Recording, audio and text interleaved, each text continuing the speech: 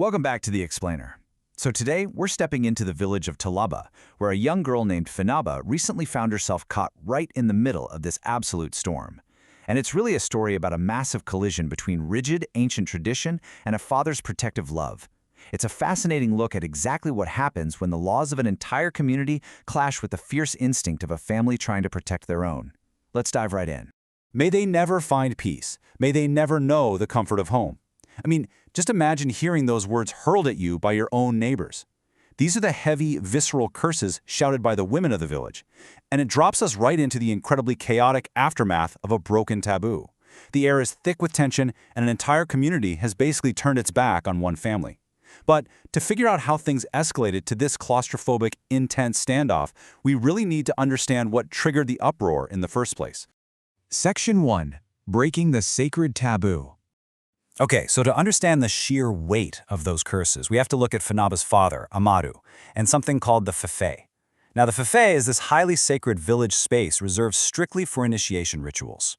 And the absolute strictest law in Talaba, literally rule number 1, is that no man is ever allowed inside. But Amadu, driven by this desperate need to save his daughter, did the unthinkable. He shattered that ancient law, physically broke into the Fefe, and pulled Finaba right out of her initiation ritual. By doing that, he committed the ultimate transgression in the eyes of his people.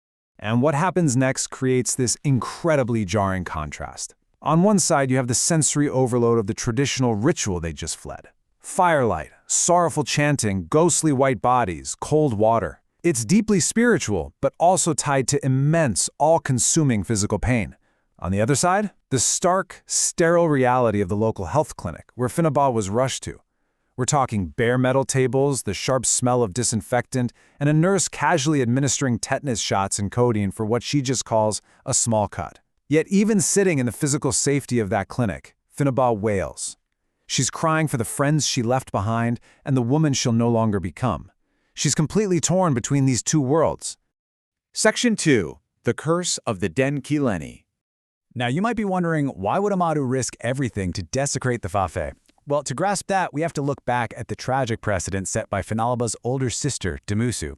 Dimusu had always been special, but her first menstrual cycle brought 8 days of continuous, devastating pain. By her second cycle, she was completely limp, basically lifeless. The family was desperate, so they took her to consult a legendary healer named Paul Yatta. But despite all of his potions and efforts, the story ends in tragedy. Dimusu passed away shortly after going through her own initiation ritual. Back during that visit, in this dark, herb-scented room, Payata actually delivered a startling diagnosis. He said Dimusu and Finaba were Denkileni. Denkileni are these special pairs of children born to show the path. He basically explained that their time on Earth is fixed by the ancestors. They aren't truly the parents' children, and absolutely no sacrifice can keep them here once their work is done. Section 3. Tradition versus physical safety. Dimusu's death fractured the family's worldview, forcing them to navigate a massive divide in how they understood danger. Grandmother Baramusu viewed the tragedy entirely through a spiritual lens. She believed it was a harsh lesson from the ancestors because the village was straying from the old ways. But the parents, Amadu and Nabou, they completely rejected that spiritual rationalization. To them, losing Dimusu wasn't some spiritual lesson, it was a terrifying, tangible warning that the initiation ritual itself was physically harmful. This is the exact moment we see Amadu and Nabou abandon their traditional roles and transform into fierce protectors of their surviving child's physical safety. Section 4. A mother's fierce defiance. Which brings us right back to that present standoff at the family compound. The village is demanding retribution for Amadu's actions. A grim-faced group of mothers and initiates gathers nearby to perform purification rites. They've brought out cooked rice, cola nuts, palm wine, and a white cock tucked under its wing, just resigned to its death. They are quite literally preparing to spiritually cleanse the village of the massive desecration Amadu just committed. Inside the compound, the atmosphere is just suffocatingly claustrophobic. Total silence. Amadu is sitting on a log, visibly furious, while his wiry brothers guard him closely. They are terrified he's going to run outside and add the murder of a clanswoman to his list of crimes. Meanwhile, outside, the chanting women's voices are rising to this intense crescendo, and their curses are getting darker and more heavily targeted at the family. The tension is unbearable, and then it finally breaks. Nabou grabs the machete. Now get this. Nabou is usually the one trying to keep the peace. She had actually been the one to place Amadu's machete outside the door just to keep it out of his reach. But as those curses threaten her family's future, praying that their insides wither away, something in her just snaps. She completely abandons her role as the obedient traditional wife and becomes the ultimate protector. The men hear the commotion and actually rush outside to stop whatever creature is threatening them, only to be stunned frigid. It's Nabou. Wielding her husband's machete, she is charging straight at the cursing women. The sheer physical defiance is shocking. She sends the women, their ceremonial items, and a nearby line of fluffy yellow chicks, literally scattering in absolute terror.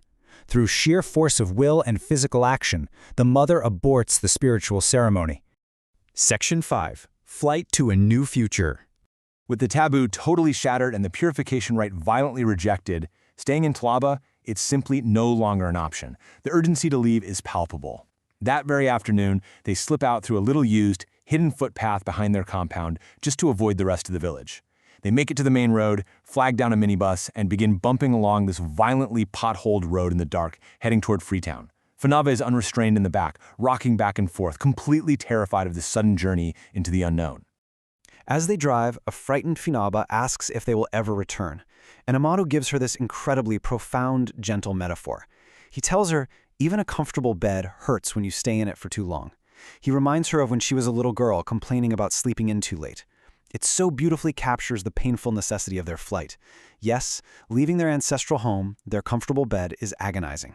But staying in a place that demands the sacrifice of their child's safety, that would hurt them all so much more. He promises her that in Freetown, she will find a new life and a new future. So we've seen a father break the absolute most sacred law of his people, and a mother take up a machete against her own neighbors, all to save their daughter. And it really leaves us with a powerful question to think about. When does tradition become too heavy to hold? It forces us to reflect on the immense, sometimes unthinkable sacrifices parents make when ancient laws threaten the people they love the absolute most. Thank you so much for joining me on this explainer, and I'll catch you next time.